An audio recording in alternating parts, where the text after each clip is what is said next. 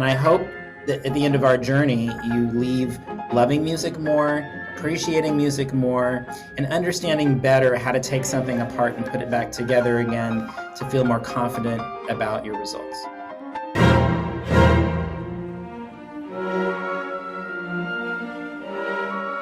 Hi there, and welcome to the Melody Music Studios interview series, where we get to know our teachers a little bit better. I'm Ashley.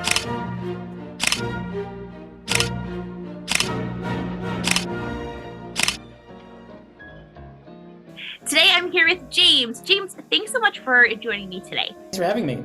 So my first question for you is, can you tell us what instruments or voice types you teach? Well, I have a lot of piano students and I have a lot of voice students. I work with all ages, all levels. I'm happy with all voice types, although it seems like more tenors and musical theater belters tend to come to me than anyone, but I'm happy to work with all.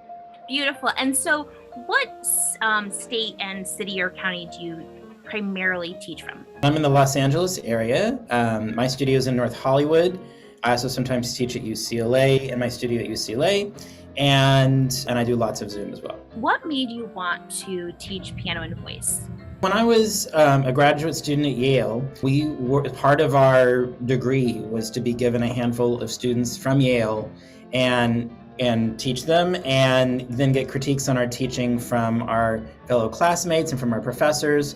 And I learned then that I really had a passion for it, and teaching not just advanced, smart Yale students, but also beginner Yale students.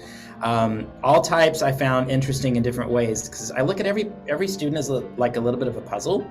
And for me, solving that puzzle is just so satisfying to watch people improve and remove barriers that were getting in the way of their progress before. My next question for you is, what piece of advice would you give someone who makes a mistake in the middle of a performance, which I know is, one of our big fears as performers? What would you say to that person? I promise the only person that noticed it the most is you.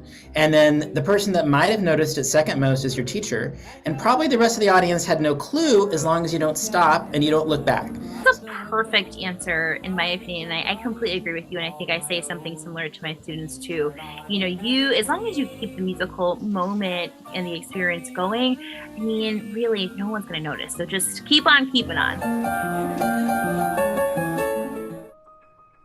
What would you say are your musical inspirations? It's been so varied and wide throughout my life. When I was very young, I was already going to concerts with my grandmother and going to operas and getting exposed to really high-level musical experiences. And at that time, I don't know if I saw myself actually doing it professionally. I just found it all very intriguing and interesting. And then as I moved through different levels of schooling, I would get exposed to higher levels of performers. And I think there was a certain moment in high school, we had a guest performer named Lu Ning. I still sticks in my brain. He's probably one of the most amazing Chinese pianists I've ever heard. He played a program of pieces. I still remember what was on the program, and when I got to grad school, I had to learn those pieces. That's how much it had an impact on me at the time, and showed me what's possible on the piano that I never even thought was possible. Doing competitions made a big difference for me. Hearing sometimes more advanced players and seeing who won, if it wasn't me, was super inspiring in terms of what I'm reaching for next. Sometimes you just feel like lesson to lesson, you're just trying to get 1% better. But when you put yourself in a competitive experience and surround yourself by the greats of the greats, suddenly you're like, oh, that's what I want to be. And I think those experiences had a big impact on my inspiration, my progress, and how I have evolved as a musician. What would you like students to remember or to take away with them from their lesson experience with you once they've completed their journey? Well, I would hope that every student leaves me with a bigger toolkit for solving their own problems, so that should they want to continue pursuing music and practicing and learning, they can do it more independently on their own, perhaps without as much assistance from a teacher in the future. So, I'm of the mind, if you teach someone to fish, they'll fish for a lifetime.